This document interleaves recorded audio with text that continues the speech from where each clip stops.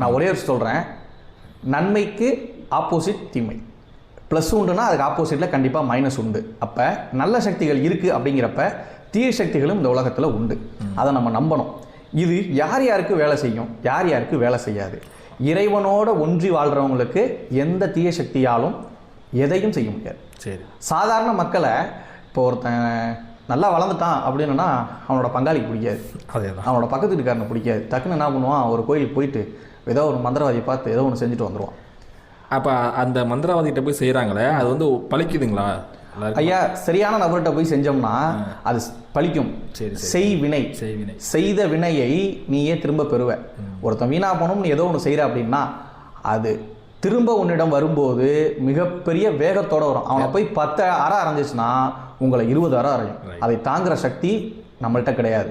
தெய்வ சக்தியோ தீய சக்தியோ அதை கையாளுற முகத்தில் கையாண்டோம்னா